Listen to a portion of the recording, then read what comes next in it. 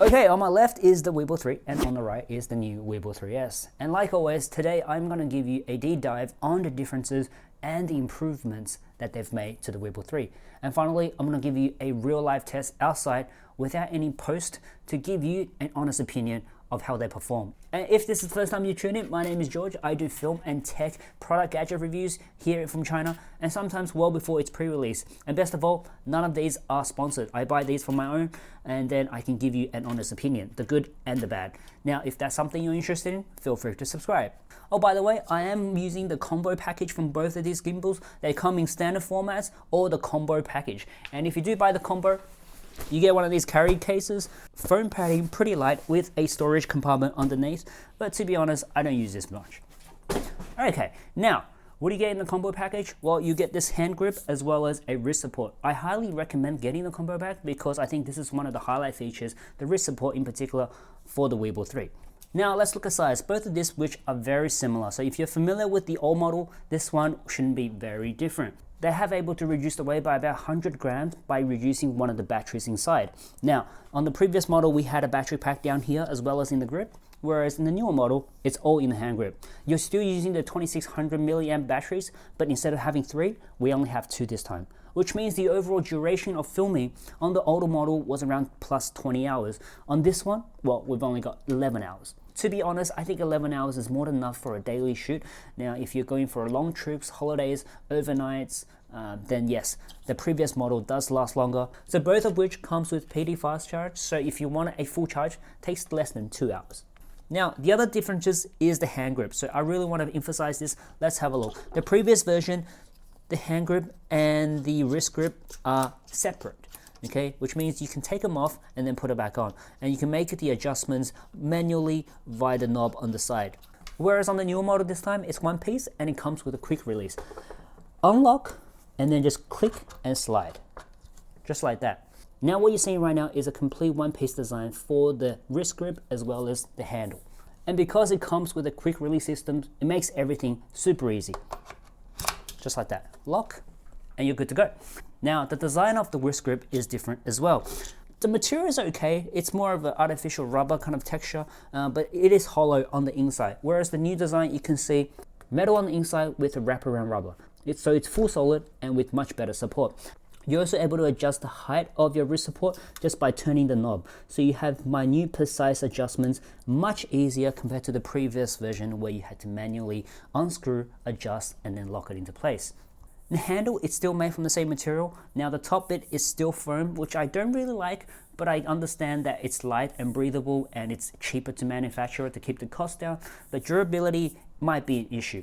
Now, the interesting design this time is that instead of just moving up and down by turning the knob, as you can see, you can adjust the height. You can now also turn it to the left, to the right by loosening the knob here.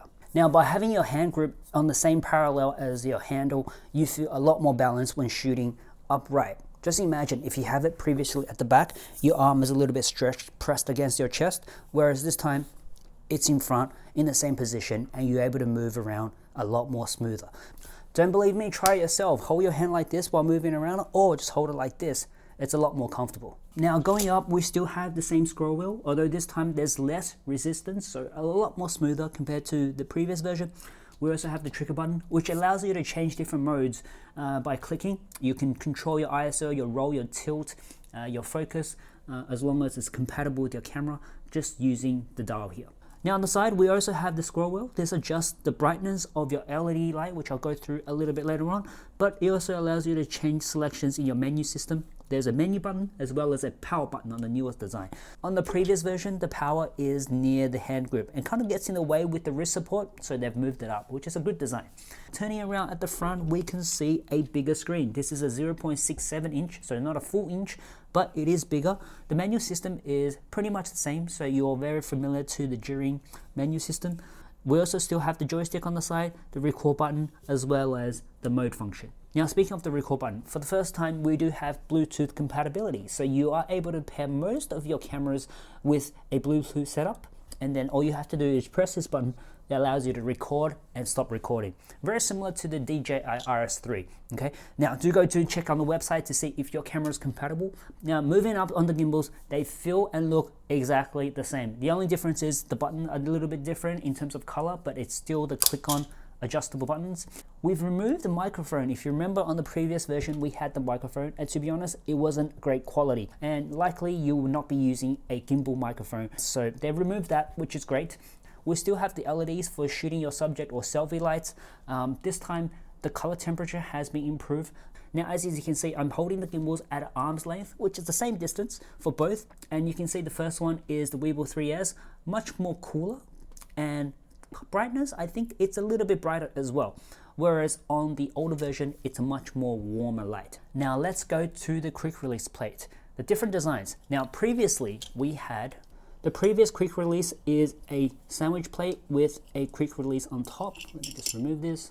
So this will go underneath your camera, and then basically it's a step-up plate and it just goes on like that. Very easy, straightforward. Now with the new one, we're still using the same plate underneath, but on top we have another step-up plate. Now you only need to use this step-up plate if you're using a big lens like what I have right now, so you need the extra clearance height. Otherwise you can just mount your camera onto the bottom sandwich plate, which is fine. And then all you have to do is slide it on and then just lock it into place. Now there's good and bad about this. The step-up plate, it is a little bit cumbersome because it is manually adjusted, so you have to screw on the bolts yourself. Luckily there are 2 additional screws which mount onto the bottom plate to keep everything secure. It does unfortunately take a little bit of time to do this, but at least you have the option of using it if you do have a bigger setup. But the biggest difference with this year's plates is that it's able to switch from vertical and horizontal switch very quickly. Let me show you. All you have to do is slide off the entire plate, which comes off like this. There is a mount on the side, and all you have to do is slide it on like this. And you've got yourself a vertical shot, and it's very easy to balance as well. Now before we go out, let's test its clearance on the gimbal itself and its movability, okay? So as you can see, this is not 100% balanced, but with gimbals these days, you don't have to be 100%. It's not great for the gimbal itself, but I'm gonna just show you what's capable of.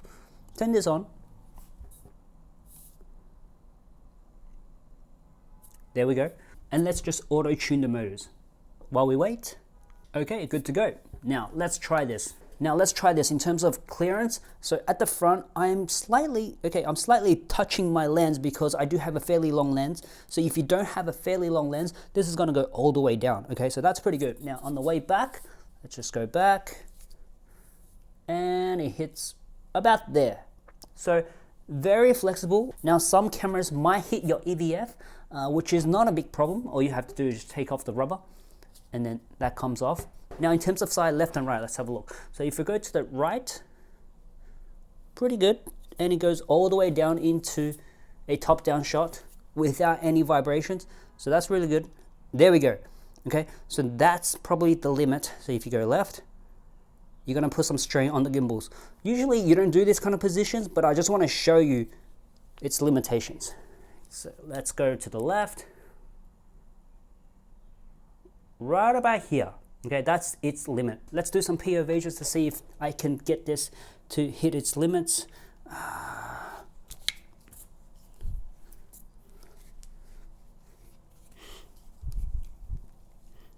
Okay, I think that was a little bit too fast for it, so let's try that again. Obviously you wouldn't move this fast during a shoot, but if we go a little bit slower, okay, you get a much more smoother shot. And there we go. Now let's try the vertical setup as well. Go into lock mode, down. So it's going to hit my lens because it's fairly big, but if you have a smaller lens, it can go all the way down. Try left and right. Okay. Very good. You assume it's the same because the gimbal is still facing forward. POV mode.